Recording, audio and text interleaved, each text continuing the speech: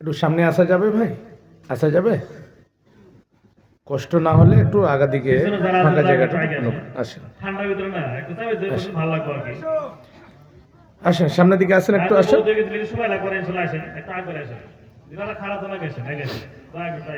একটু আগে বাড়লে ঘুমটা ভাঙবে। হ্যাঁ আসেন, ওই যে মধ্যখানে ফাঁকা জায়গা থেকে গেল ভাই, যা দাঁড় হয়ে আছেন একটু বসে যান, বসে শুনুন। আমাদের বিহার ও বাঙ্গালের মতো নয় যে একদম খুব বিরাট করে মেলা লাগাবে আর সারা রাত মেলাতে ঘুরবে ছেলে মেয়ে অহরহ, এরকম তো আপনাদের দিকে পরিবেশ নেই আলহামদুলিল্লাহ। তবে যে কটা দাঁড় হয়ে আছে একটু বসে যান, বসে শুনুন।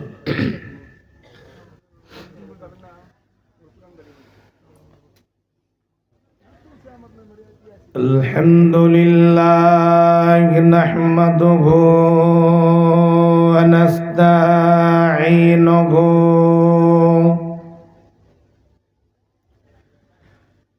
ওয়া নাস্তাগফিরুহু ওয়া নাউযু বিল্লাহি মিন শুরুরি আনফুসিনা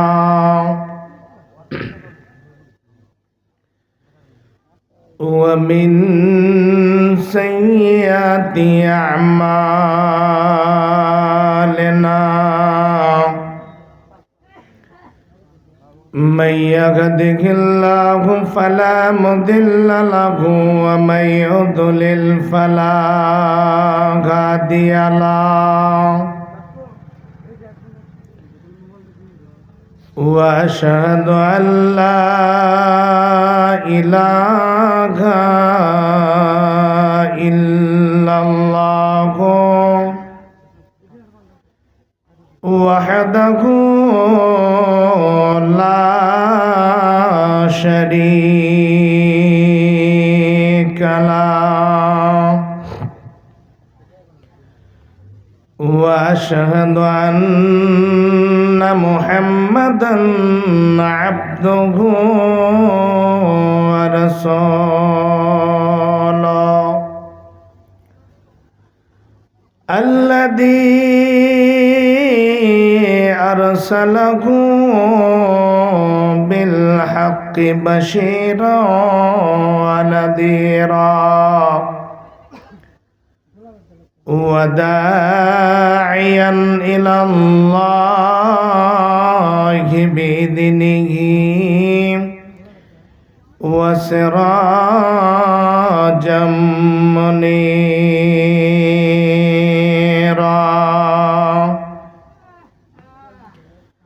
أما بعد فأعوذ بالله من الشيطان الرجيم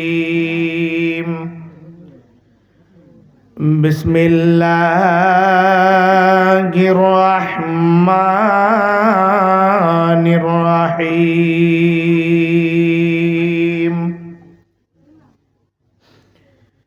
يا أيها الذين آمنوا اتقوا الله حق تقاته ولا تموتن إلا وأنتم مسلمون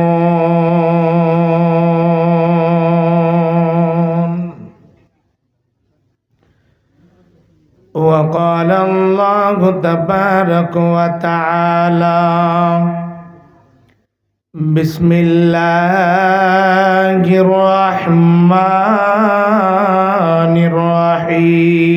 الرحيم والعصر إن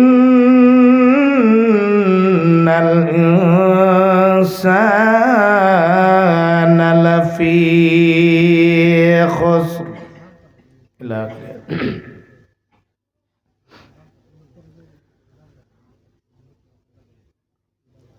মানুষ কই যায় রে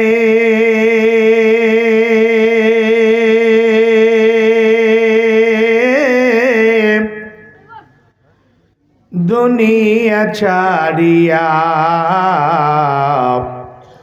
মসজিদের ওই পালকি আয়না দোলা দে সাজায়া তারে জনমের লাগিয়া মানুষ কই যায় রে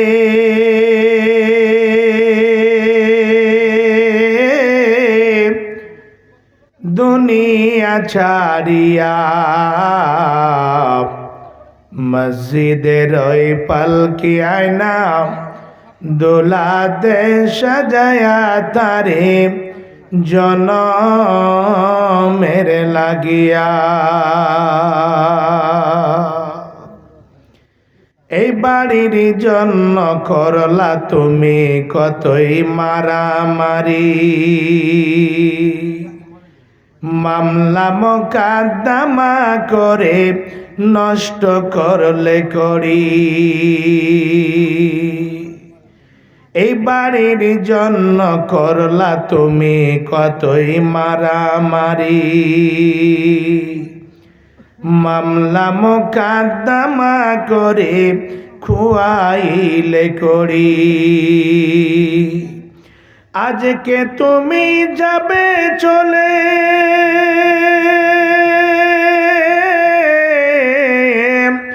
সব কিছু ছাড়িয়া মসজিদের ওই পালকি আয়না দোলাতে সাজায়া তারে জনমের লাগিয়া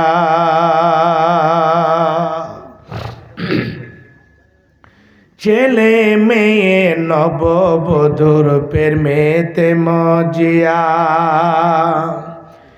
নমাজের রোজা সব ছাড়িলা দুনিয়ায় আসিয়া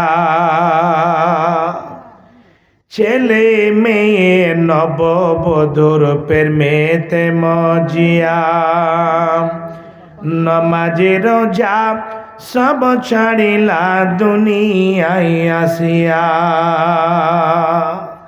সেই ছেলেরাই দেবে গোসল মশারি টানায়া মসজিদের ওই পালকি আয়না দোলাতে সাজায়া তারে জনমের লাগিয়া মানুষ কই যায় রে দুনিয়া ছাড়িয়া মসজিদের ওই পালকি আয়না দোলাতে সাজায়া তারে জনমের লাগিয়া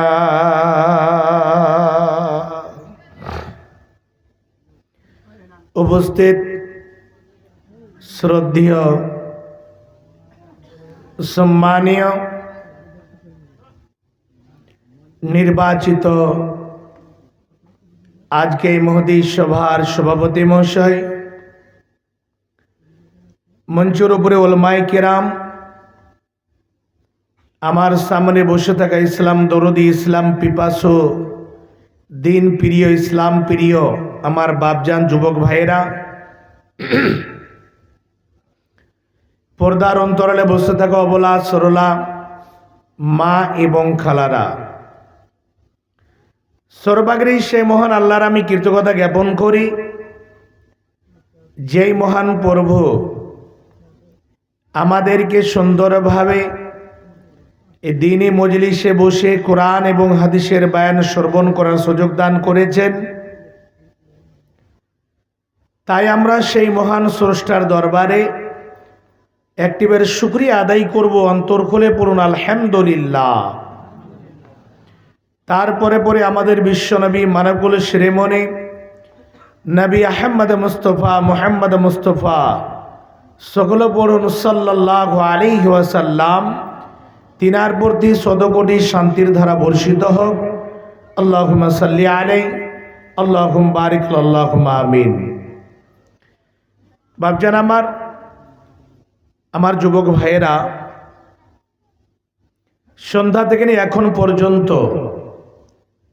আপনারা অনেক উলামায়ে কেরামের মুখ থেকে বক্তব্য শ্রবণ করলেন এবং আমার শ্রদ্ধাভাজন ফজলতুল শেখ জনাব মাওলানা মুনাওয়ার হোসেন সাহেবের মুখ থেকেও বক্তব্য শ্রবণ করলেন। আমি আপনাদের কাছে অনেক লম্বা সফর করে এসেছি। আমি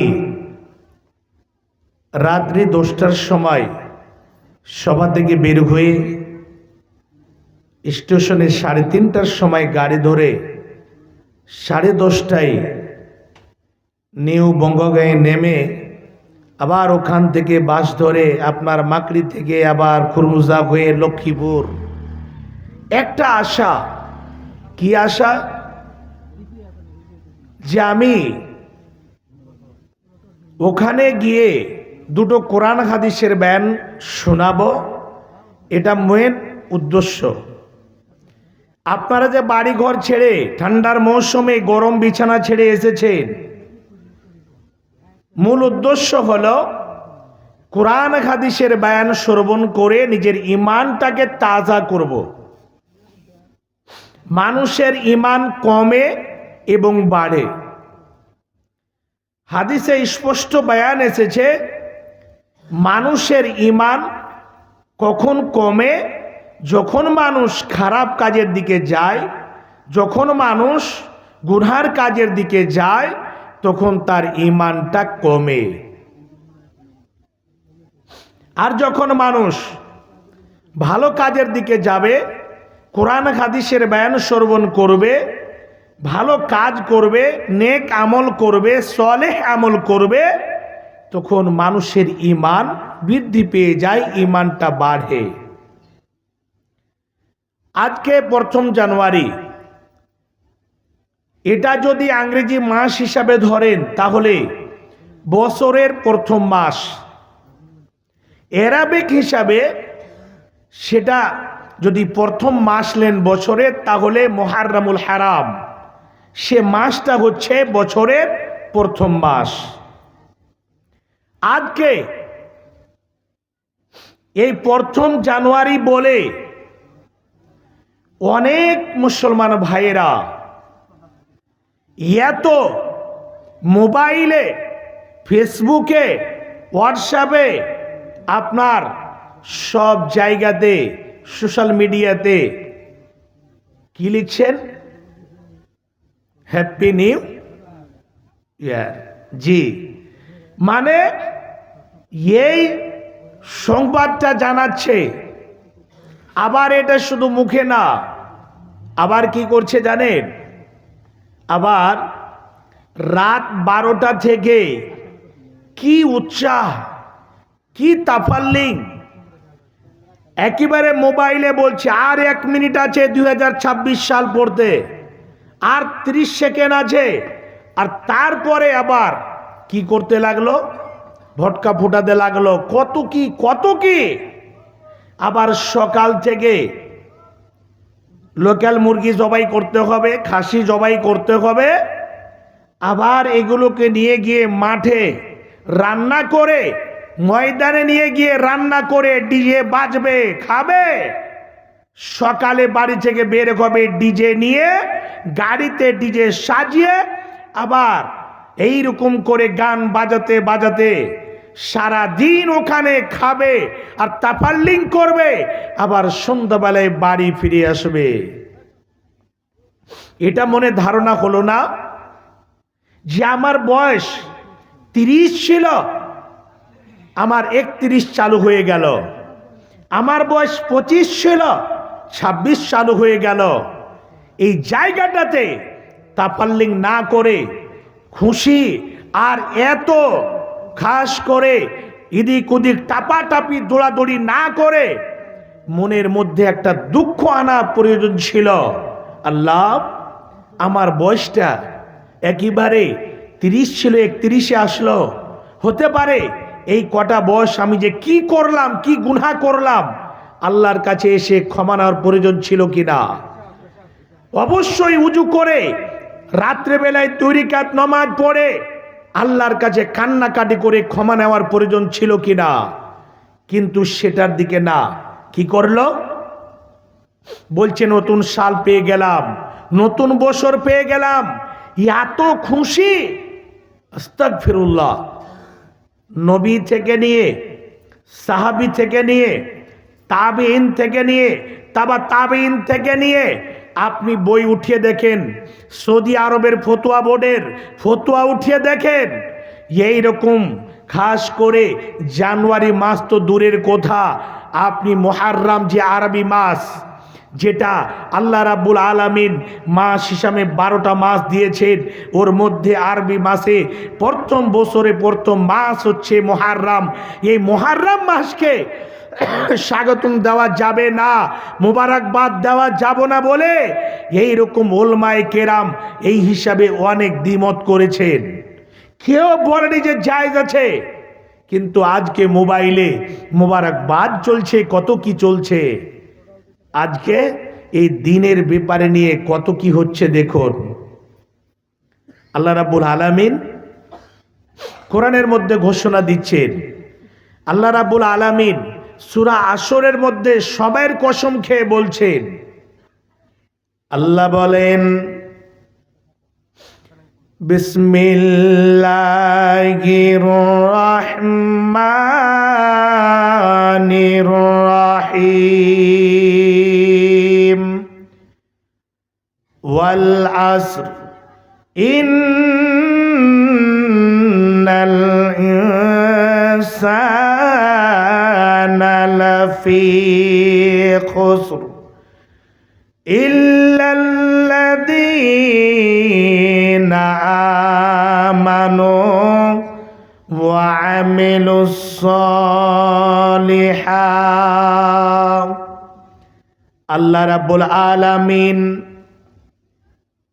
যিনি হচ্ছেন সারা পৃথিবীর পরিচালক, যিনি হচ্ছেন সারা পৃথিবীর আইনদাতা, বিধানদাতা, যিনার হাতে সারা পৃথিবীর মুলকিয়াত রয়েছে, যিনার হাতে সারা পৃথিবীর বাদশাহী রয়েছে, আল্লাহ রাব্বুল আলামিন এই জায়গাটাতে সময়ের কসম খেয়ে বলছেন, আল্লাহকে এই জায়গাটাতে সময়ের কসম খাওয়া কোনো প্রয়োজন ছিল না। কেন? আল্লাহ আমাদের মুহতাজ নন, আমরা সারা পৃথিবীর মানব জাতি আল্লাহর আমরা মুহতাজ রয়েছি। এই জায়গাটাতে আল্লাহ রাব্বুল আলামিন সময়ের কসম খেয়ে বলছেন, কসম হলো আসরের সময়, যে সময় আমরা আসরের সালাত আদায় করি, আল্লাহ রাব্বুল আলামিন সময়ের কসম খেয়ে বলছেন, ওরে আমার সারা বিশ্বের বান্দা বান্দিরা তোমরা শুনে নাও, সারা পৃথিবীর মানব জাতি সম্পর্কে আল্লাহ রাব্বুল আলামিন বলছেন, ইন্নাল ইনসানা লাফি খুসর, নিশ্চয় মানব জাতি এই পৃথিবীর বুকে ক্ষতিগ্রস্তর মধ্যে রয়েছে। কি ক্ষতির মধ্যে রয়েছে? অনেক আল্লাহর বান্দা দেখতে পাবেন এই পৃথিবীর বুকে আল্লাহকে মানে না, কোনো এরকম ভাবে কোনো প্রভুকে মানে না। অনেক আল্লাহর বান্দা রয়েছে এই পৃথিবীর বুকে মুসলমান হওয়া সত্ত্বেও কখন জোহর, কখন আসর, কখন মাগরিব, কখন ইশা, কখন ফজর, এইরকম ভাবে কোন সময় কোনটা নামাজ আদায় করতে হয় সেই দিকে লক্ষ্য নেই। অনেক মুসলমানকে দেখতে পাবেন এই পৃথিবীর বুকে সকাল হতে গেলে সকালে 8টার সময় ঘুম ভাঙে, আবার সে আল্লাহর বান্দা মুখটা ধুয়ে চা পান করে খাবার দাবার খেয়ে দেখতে পাবেন সারাদিন ক্যারাম বোর্ডে কিরকম ভাবে ক্যারাম বোর্ডের কাছে গিয়ে সারাদিন ক্যারাম বোর্ড খেলতে আছে। এরকম ভাবে অনেক মুসলমান ভাইদের দেখতে পাবেন মদের আড্ডাতে সারাদিন কাটাচ্ছে। অনেক মুসলমান ভাইদের দেখতে পাবেন free fire, PUBG, dream eleven এগুলো কাজের মধ্যে মগ্ন রয়েছে। মুসলমান ভাইদের দেখতে পাবেন সুদের সঙ্গে জড়িত রয়েছে। অনেক মুসলমান ভাইদের দেখতে পাবেন খাস করে পৃথিবীর বুকে বেঈমানি, শয়তানি, রাহাজানি, ধর্ষণ, জেনা, যতগুলো পৃথিবীর বুকে নোংরা কাজ রয়েছে ওই সমস্ত কাজগুলোর মধ্যে ঢুকে রয়েছে। আল্লাহ বলছেন, বান্দা তোমরা শুনে রেখো, এই পৃথিবীর বুকে সমস্ত মানব জাতি ক্ষতিগ্রস্তর মধ্যে পড়ে রয়েছে।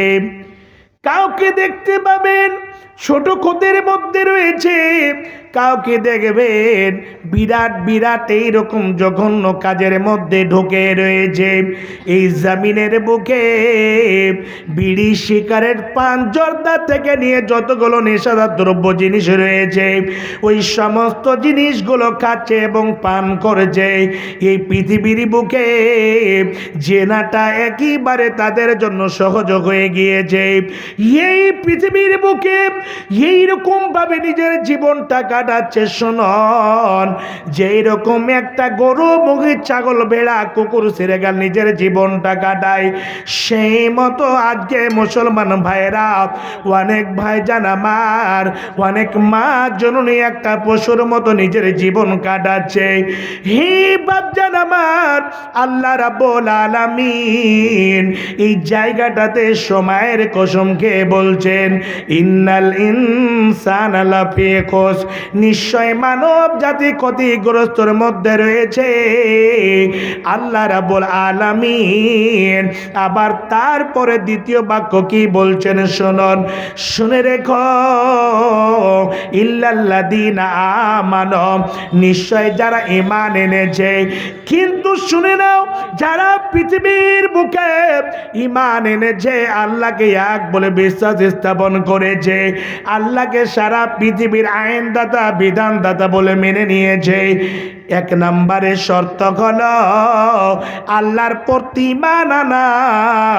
যার মধ্যে চারখানা গুণ থাকবে, যাদের মধ্যে চারখানা এইরকম ভাবে খাস করে মূল জিনিস ঢুকে গিয়েছে, তারা এইরকম ক্ষতিগ্রস্ত থেকে, অন্ধকার জামানা থেকে, অন্ধকার জায়গা থেকে বেঁচে গিয়েছে। এক নম্বরে আল্লাহর প্রতি ঈমান আনা, আল্লাহকে এক বলে মেনে নেওয়া। আল্লাহ হচ্ছেন এক ও দ্বিতীয়, আল্লাহ ছাড়া অন্য কাউরির আগে দিকে মাথা নত করা যাবে না। আল্লাহ ছাড়া কাউরির কাছে সাজদা করা যাবে না। আপনার বাড়িতে খাবার নাই, আপনার বাড়িতে জামা কাপড় নেই, আপনি বিয়ে করেছেন, 8 বছর 9 বছর হয়ে গেল, এখনো ছেলে মেয়ের মুখ দেখতে পাননি। হে বাপজান আমার, যুবক ভাইয়েরা, হে আমার মা জননীরা, শুনে রাখুন, অন্য কোনো গণকের কাছে যেতে হবে না, অন্য কাউরির কাছে যেতে হবে না, কোনো কবিরাজের কাছে যেতে হবে না। কোনো কবিরাজের বাচ্চা আপনাকে ছেড়ে দিতে পারবে না, কোনো গণকের বাচ্চা আপনাকে ছেলে মেয়ে দিতে পারবে না। সঙ্গে সঙ্গে যা কিছু দুঃখ বেদনা হবে, যা কিছু চাওয়া পাওয়া হবে, ইবাদত হবে আল্লাহর, এবং সাহায্য চাইতে হবে আল্লাহর কাছে চাইতে হবে। হে বাপজান আমার, হে যুবক ভাইয়েরা, এটাই হচ্ছে আল্লাহর প্রতি ঈমান আনা। যা কিছু প্রয়োজন হবে আল্লাহর কাছে চাইতে হবে। আমরা যখন নামাজে দাঁড়াই,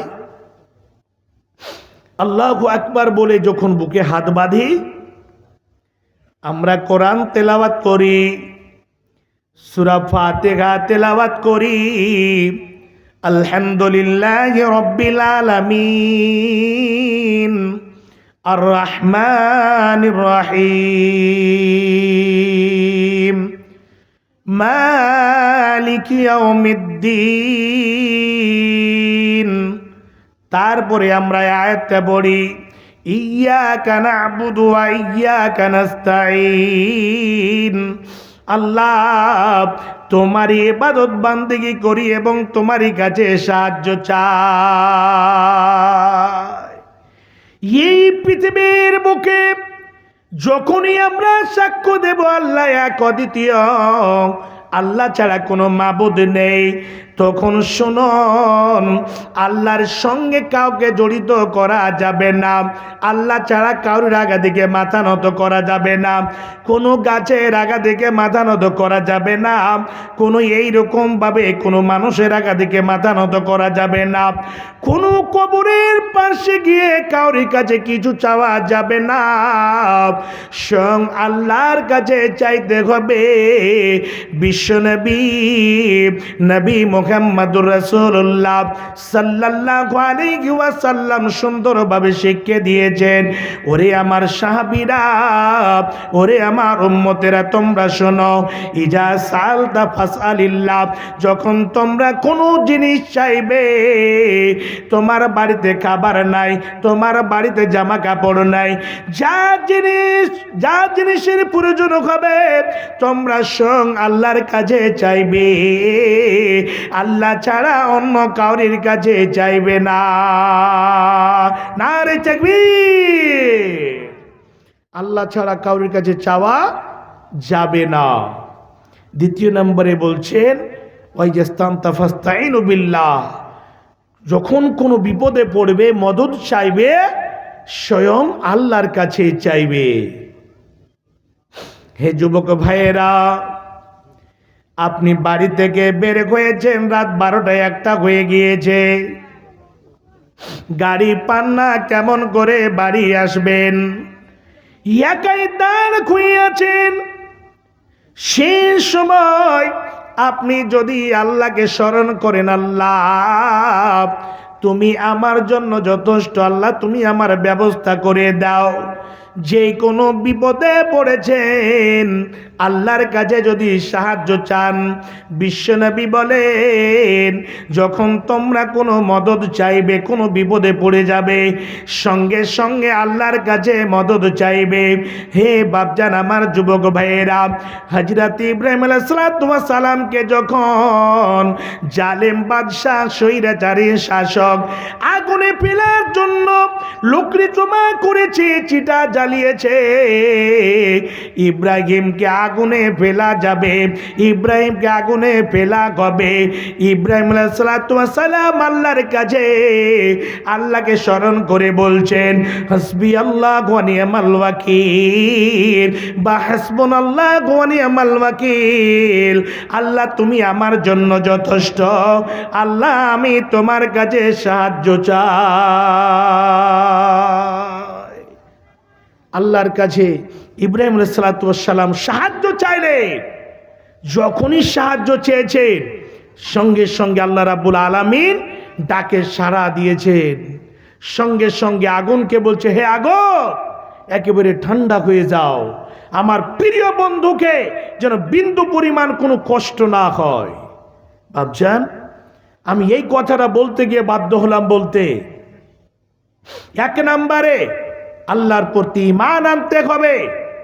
আল্লাহর প্রতি ঈমান আনা মানে আল্লাহ এক অদ্বিতীয়, আল্লাহ ছাড়া কোনো মাবুদ নেই, আল্লাহ ছাড়া কাউরির আগাদিকে মাথা নত করা যাবে না, আল্লাহ ছাড়া কাউরির কাছে সাহায্য চাওয়া যাবে না, যা কিছু চাওয়া যাবে আল্লাহর কাছে চাইতে হবে। বাপজান আমার, দ্বিতীয় নম্বরে শর্ত হলো ওয়া আমিলুস সলিহাত, আমলে সলেহ করতে হবে। এই পৃথিবীর বুকে যদি কোনো বান্দা বলে আমি ঈমান আনবো না, আমি ভালো কাজ করব, আমি সলে আমল করব, নেক আমল করব। শুনে নেন, যদি ঈমান না নিয়ে আসেন, যদি আপনি মুখ দিয়ে উচ্চারণ না করেন আল্লাহ এক অদ্বিতীয়, এই সাক্ষ্যটা যদি না দেন, এই লা ইলাহা ইল্লাল্লাহ, এই ভিসাটা যদি আপনি না লাগান, শুনে নেন, যতই আপনি ভালো কাজ করেন, গরিবের পিছনে খরচ করবেন, ইয়াতিমের পিছনে খরচ করবেন, অসহায়দের পিছনে খরচ করবেন, এই জমিনের বুকে যতগুলো ভালো কাজ রয়েছে আপনি করবেন, এই আমলগুলো করার কারণে আপনি যে পরকালে জান্নাত পাবেন বা আল্লাহ রাব্বুল আলামিন সুন্দর জায়গা দেবে, এই রকম কোনো বিধান পৃথিবীর বুকে নাই। শর্ত হলো, আপনি যদি আল্লাহকে রাজি করতে চান, আপনি যদি আল্লাহকে খুশি করতে চান, আপনি যে আমলটা করবেন সেই আমলটা যেন এই পৃথিবীর বুকে এই আমলটার বদলা আপনি যেন পান এবং পরকালে আপনি তার বিনিময়ে জান্নাত যেন লাভ করতে পারেন। তাহলে শর্ত হলো, আপনাকে ঈমান নিয়ে আসতে হবে, আল্লাহকে এক বলে সাক্ষ্য দিতে হবে, আল্লাহর ইবাদত বান্দেগি করতে হবে, ঈমান আগে নিয়ে আসতে হবে, তারপরে আমলে সলেহ করতে হবে। আর যদি বলেন আমি ঈমান আনবো কিন্তু আমি ভালো আমল করব না, আমি নামাজ পড়ব না, আমি রোজা রাখব না, আমি খাস করে দান সদকা করব না, আমি খাস করে হজ করব না, যাকাত দেব না, তাহলে শুনে নেন, এই জমিনের বুকে নামধারী মুসলমান অনেকে রয়েছে, আব্দুল সাত্তার, আব্দুল জব্বার, জাবেদ আক্তার, ওয়াসিম আক্তার, এগুলো নাম দিয়ে এই পৃথিবীর বুকে আল্লাহকে রাজি করা যাবে না। সেই ভীষণ দিনে জান্নাতে যাওয়া যাবে না। নাম দিয়ে পৃথিবীর বুকে আল্লাহকে সন্তুষ্ট করা যাবে না। হে যুবক ভাইয়েরা, হে আমার বাপ জানেরা, এই জমিনের বুকে আল্লাহ রাব্বুল আলামিন বললেন, শুনে নাও, ওরাই এইরকম অন্ধকার জায়গা থেকে বেঁচে গেছে যারা সুন্দরভাবে আল্লাহর প্রতি ঈমান এনেছে এবং সলে আমল করলো, ঈমান আনলো এবং সলে আমল করলো। ৩ নম্বরে ওয়াতাওয়াসাউ বিল হাক্কি ওয়াতাওয়াসাউ বিস সাবর, খাস করে এক অপরকে হকের দাওয়াত দিল, হক পথে দণ্ডমান হয়ে থাকলো, জায়েজ পথে বৈধ পদে সুন্দরভাবে কায়েম থাকলো, অবিচল থাকলো। হে বাপজান আমার, ৪র্থ নম্বরে হলো এক অপরকে সবরে তলকিন করলো। এই 4খানা গুণ যাদের মধ্যে আছে তারা এইরকম ক্ষতিগ্রস্ত জায়গা থেকে বেঁচে গেছে। এই 4খানা গুণ, ঈমান আনা, আমলে সলেহ করা এবং হক পথে দণ্ডমান হয়ে থাকা, হকের কথা বলা, সবুর করা, 4টিখানে কথা না। কাদের জন্য সম্ভব? যারা আল্লাহ ভীরু হবে, যারা মুমিন হবে, তারা হক পথে থাকবে, তারা হক কথা বলবে। সারা দুনিয়ার মানুষ যদি একদিকে হয়ে যায়, সারা গ্রামের মানুষ যদি একদিকে হয়ে যায়, তবু তাকে বিন্দু পরিমাণ কেউ সরাতে পারবে না, তাকে খরিদ করতে পারবে না, মিথ্যা কথা বলাতে পারবে না, মিথ্যা সাক্ষী দেওয়াতে পারবে না। একেবারে কোরআন হাদিসকে সামনে রেখে, আল্লাহ এবং রাসূলের কথাকে অন্তরে রেখে নিজের জীবনটা কাটাবে। হে বাপজান আমার, একজন মুহাদ্দিস, সে মুহাদ্দিস মুহাদ্দিসের নাম আপনারা শুনেছেন, 10,11,00,000 হাদিসের হাফেজ আল্লামা ইমাম আহমদ বিন হাম্বল। হে বাপজান আমার, সেই যুগে একটা ফতোয়া এসেছিল, ইমাম আহমদ বিন হাম্বলের সামনে ফতোয়াটা রেখে দেওয়া হলো। এই সম্পর্কে যদি কিতাব খুলে দেখেন তাহলে পেয়ে যাবেন হকপন্থী কাকে বলে। ইমাম আহমদ বিন হাম্বলকে জিজ্ঞাসা করা হলো, ইমাম আহমদ রে বলো, এই যে কোরআন আল্লাহ রাব্বুল আলামিন এই জায়গাতে দিয়েছেন, এই কোরআনটা মাখলুক না গ্যার মাখলুক একটি বলে দাও, একটু বলো কোরআনটা মাখলুক না গ্যার মাখলুক। ইমাম আহমদ বিন হাম্বলের মুখ থেকে কথা বের হয়েছিল, এই কোরআনটা জীবনে মাখলুক হতে পারে না। আল কোরআন ও কালামুল্লাহ লাইসা বিমাখলুক। এই কোরআন হচ্ছে আল্লাহর বাণী, আল্লাহর কালাম। আল্লাহ রাব্বুল আলামিন আকাশ থেকে জমিনের বুকে নাজিল করেছেন। এই কোরআন জীবনে মাখলুক হতে পারে না। সেই যুগে স্বৈরাচারী শাসক জালেম বাদশাহ ইমাম আহমদ বিন হাম্বলকে ডেকে পড়া হলো, স্বৈরাচারী শাসকের আগাদিকে নিয়ে যাওয়া হলো। সঙ্গে সঙ্গে জিজ্ঞাসা করা হলো, ইমাম আহমদ তুই বল, এই কোরআনটা মাখলুক না গার মাখলুক একটুবার বলে দাও। সঙ্গে সঙ্গে ইমাম আহমদ বিন হাম্বল মুখ থেকে বেরিয়ে গেল, আল কোরআন ও কালামুল্লাহ লাইসা বিমাখলুক। এই কোরআন জীবনে কোনোদিন মাখলুক হতে পারে না। এই কোরআন আল্লাহর কিতাব, এটা হচ্ছে গার মাখলুক। এই কথাটা যখনই বলেছে, খাস করে বাচ্চা তরফ থেকে, জালেম বাচ্চা তরফ থেকে কথা চলে আসলো, আমাদের এখন তোর উপরে সাজা নির্ধারিত করা হবে, তুই একটি বলে দাও, একটাই কথা বলে দেই, খাস করে কোরআনটা হচ্ছে মাখলুক, আমি ছেড়ে দেব। ইমাম আহমদের মুখ থেকে একটা কথা বের হয়েছিল, বাদশা নামদার শুনে নেন, আমার জীবনটা চলে যাবে, আমি এই ফতোয়াটা দিতে পারি না। আমার মুখ দিয়ে কথাটা বের হওয়া সম্ভব যে আমি বলবো এই কোরআনটা হচ্ছে মাখলুক, জীবনে আমি বলবো না। এই কোরআনটা চিরতরের জন্য থাকবে গায়র মাখলুক। এই কোরআন হচ্ছে আল্লাহর বাণী, এই কোরআন আল্লাহ রাব্বুল আলামিন নাজিল করেছে। জাসুস গিয়ে বলছে, আহমদ এত কষ্ট নিও না, তুমি একবার বলে দাও না যে কোরআনটা মাখলুক, ছেড়ে দেবে। ইমাম আহমদ বিন হাম্বল বলছে, একটিবার বাইরে গিয়ে দেখ। বাইরে গিয়ে দেখছে অনেক লোক দাঁড় হয়ে আছে। আজকে ইমাম আহমদ বিন হাম্বলের মুখ দিয়ে কি ফতোয়াটা বের হবে, এই ফতোয়াটা আমরা লিখে রাখব। এই ফতোয়াটা যতদিন পৃথিবী কায়েম থাকবে ততদিন সেই ফতোয়াটা থাকবে। আমরা চলে যাব, আপনারা চলে যাবেন, কিন্তু কিতাবের মধ্যে লিপিবদ্ধ থেকে যাবে। এই কথাটা বলে আবার সেই জাসুস বাইরে থেকে ঘুরে এসে দেখছে অনেক লোক ইমাম আহমদ বিন হাম্বলের ফতোয়া নেওয়ার জন্য দাঁড় হয়ে আছে। শেষের বেলায় একটাই কথা চূড়ান্ত ফতোয়া চলে আসলো, এই কোরআনটা হচ্ছে গায়র মাখলুক, এই কোরআন কোনোদিন জীবনে মাখলুক হতে পারে না।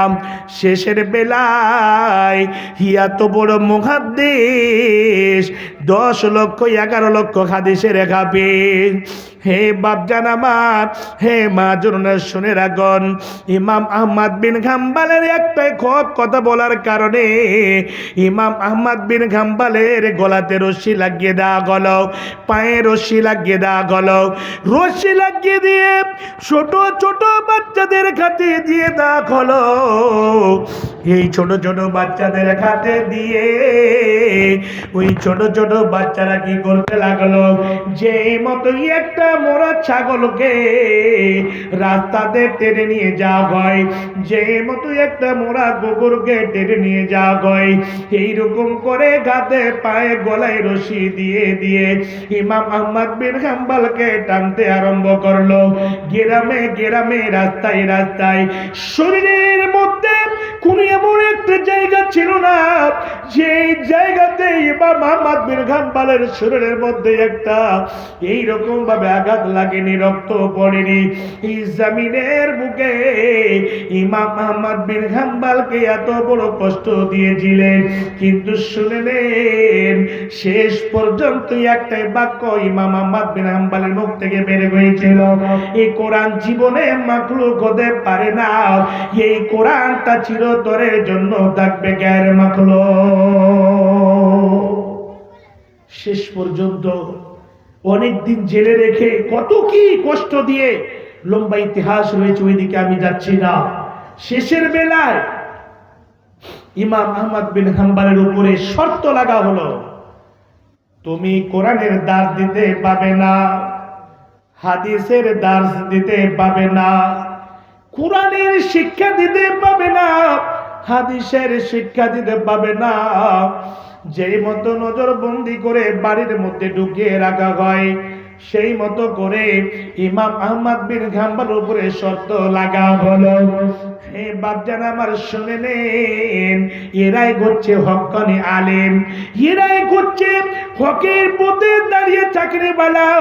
জীবনটা চলে যাবে যাবে, হক পথে দাঁড়িয়ে থাকতে হবে, হক কথা বলতে হবে। সারা পৃথিবীর মানুষ যদি একদিকে হয়ে যায়, তবু আপনাকে টাসকে মাস হতে হবে না, একটা রায়ের দানা পরিমাণ দূরে সরতে হবে না।